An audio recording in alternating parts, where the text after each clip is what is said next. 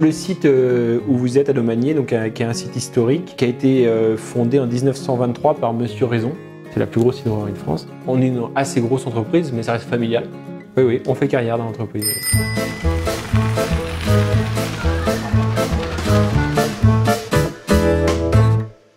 Bonjour, Gurvan Proch, 36 ans. Je suis issu de formation technique, CAP, BEP, jusqu'à ingénieur en agroalimentaire. Études que j'ai fait en alternance. À la sortie de l'école, j'ai intégré le concurrent. Je travaillais pour les sites Val de Rance, dans la région de Saint-Malo, pendant 7 ans, et que j'ai quitté pour rejoindre ce site, Loïc Raison. Je suis rennais. En plus, le rapprochement familial, idéal, quoi. On est à 20 minutes de Rennes, 25 minutes de Rennes, donc c'était idéal pour moi.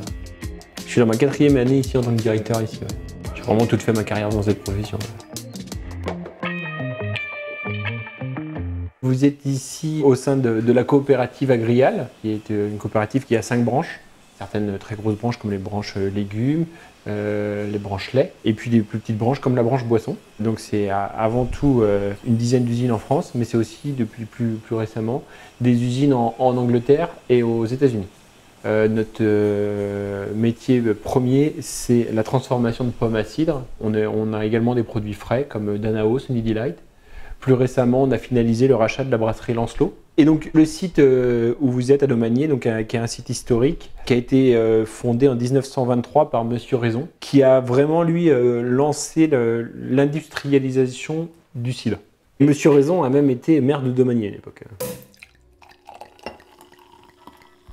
Alors Monsieur Raison s'appelait Louis Raison. Il a permis de beaucoup faire grandir l'outil. Il a lancé à l'époque, en 1951, la marque Doma, et l'entreprise est vendue en 1983 à Pernod Ricard. En 1985, Pernod Ricard lance la marque Loïc Raison, qui est depuis la marque historique, celle pour laquelle on est connu. En 1989, Monsieur Raison quitte l'entreprise et il y a création de CSR. En 2002, CSR est revendu à CCLF, donc à l'époque le numéro 2 du cidre rachète le numéro 1. Et en 2004, Agrial se porte acquéreur de CCLF, donc c'est par ce biais-là que CSR est rentré dans le giron de la COP normande Agrial. En 2011, on lance des soft drinks, donc notamment les Brescola. Le Brescola est conditionné ici, le produit est conditionné ici. Et en 2017, on lance un cider, donc un produit plus fort en alcool, connu sous le nom de la mordue. Il y a une plateforme en hauteur, je vous emmène là-bas, on va voir de la hauteur, on va voir tout l'atelier, ça donne une vue d'ensemble. On est sur le plus gros site de France hein, en termes de cidrerie, hein. C'est la plus grosse cidrerie de France. Là, on doit avoir à peu près 8000 m² de stockage sur 3 bâtiments. Et le site, lui, s'étend sur environ 11 hectares. Le site actuellement emploie 106 collaborateurs en équivalent temps plein. On a donc 2 métiers. Un, la transformation de pommes à cidre. Donc pour cela, on presse environ 35-36 000 tonnes de pommes par an. On a beaucoup de pommes bretonnes, parce que c'est une catégorie de pommes qu'on suit de près, les pommes IGP Bretagne. Après, il peut y avoir la pomme normande, parce qu'on a aussi une COP normande, mais la majorité vient d'ici. Ouais. Il n'y a pas la même typicité de pommes entre les pommes bretonnes et les pommes normandes. Et notre second métier, c'est le conditionnement, c'est l'embouteillage. Et donc on conditionne environ 36 millions de bouteilles par an sur 3 lignes de production. Une ligne verre, une ligne PET, plastique, et une ligne fût. Pour nos clients, CHR, quoi, donc consommation hors domicile. Crêperie, bar, hôtel, restaurant. Donc 2 lignes de production ici, une ligne plastique, une ligne verre. Sur la ligne PET, donc on va souffler une bouteille, donc c'est là qu'on va former la bouteille, remplissage, vissage, ensuite pasteurisation dans ce tunnel. Donc avec nos fruits, on produit évidemment du cidre, mais également des jus de pommes et des concentrés de jus de pommes. Ça c'est sur la partie fabrication, la partie extraction, qui est une activité de campagne, une activité saisonnière. Donc pour laquelle on va jusqu'à chercher jusqu'à 45 personnels saisonniers ou personnels de campagne. On est une assez grosse entreprise, mais ça reste familial. Ça reste familial dans le sens humain. On est, voilà, je veux dire, moi je connais tous les salariés, je vais tous les matins dans l'usine. Donc c'est vrai qu'il y a un très bon climat social dans l'entreprise. Bonjour. On a déjà tous les ans des postes à pourvoir en tant que saisonnier. On cherche actuellement des conducteurs de machines, des caristes tout le temps. Et puis certains progressent dans l'entreprise, bien sûr. Oui, oui, on fait carrière dans l'entreprise. Oui. Oui. On a une région qui est quand même attractive. Donc pour le recrutement, ça aide quand même. On n'est pas dans un désert. Mais ceci dit, ça complexifie aussi les choses parce qu'il y a quand même beaucoup d'entreprises implantées dans la région de Vitré, un taux de chômage qui est faible. Donc le recrutement est, ceci dit, assez difficile parce qu'il y a beaucoup d'offres. J'essaie d'avoir des gens dans un rayon de 15-20 km. Parce que c'est un des critères qui leur permet de s'inscrire aussi dans la durée dans l'entreprise.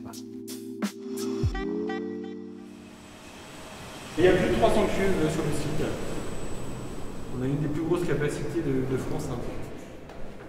Quand les pommes arrivent ici, on va tout d'abord les peser, ce qui permet déjà de procéder au paiement des pommes et de commencer la traçabilité. Les pommes sont stockées sur parc, elles sont transportées par un circuit d'eau en circuit fermé qui permet d'approvisionner les pommes sur les presses.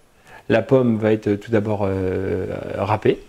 Puis ensuite, elle va aller sur 3 presses, qui nous permet d'avoir du jus de pomme à cette phase-là. Donc selon le type de pomme et selon le type de produit que l'on veut faire, si c'est du jus de pomme ou du cidre, ce qui sont 2 process vraiment très différents. Pour le jus de pomme, il ne va pas y avoir de process de fermentation. Donc on va stabiliser le produit et le stocker en cuve stérile. Pour le cidre, il va y avoir une fermentation. C'est-à-dire que le sucre va se transformer en alcool. On va chercher à stopper cette fermentation si on souhaite un cidre doux ou un cidre brut. Donc on va stopper plus ou moins tôt cette fermentation. Et ensuite, on va stocker au froid. Ensuite, selon le planning d'embouteillage, on va préparer les recettes, on va faire des assemblages, métier qu'on peut complètement comparer au vin. D'ailleurs, nos responsables de cave ont souvent des formations d'œnologues et on va donc préparer des recettes pour conditionnement. On essaie de favoriser de plus en plus les produits IGP Bretagne. Clairement, hein, le fait d'avoir le macaron IGP Bretagne sur la bouteille, c'est un facteur qui permet d'améliorer les ventes. Une pomme, quand on va presser la pomme, on va obtenir du pur jus. Il peut y avoir un procédé industriel qui consiste ensuite à rajouter de l'eau pour represser, pour soutirer le plus possible de sucre de la pomme. Et ça, on fait du non pur jus.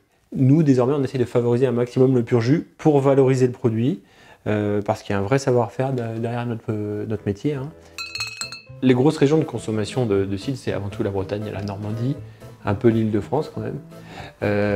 Mais Loïc Raison est présent sur toute la France. Après, j'incite les habitants de Domanier et de Vitré à consommer du Loïc Raison, évidemment. Et d'ailleurs, c'est ce qu'ils font. Hein. On est produit en Bretagne, donc oui, c'est quelque chose qu'on met en avant. Bresse Cola, c'est le cola régional le plus vendu en France, et c'est avant tout Bresse, quoi. En Bretagne, aujourd'hui, il se vend plus de Bresse Cola que de Coca-Cola. Dans les bars à Rennes, vous verrez plus de Bresse Cola que de Coca-Cola, quoi. Et c'est la seule région en France où ça se passe comme ça, quoi. Donc oui, il y a un peu de chauvinisme là.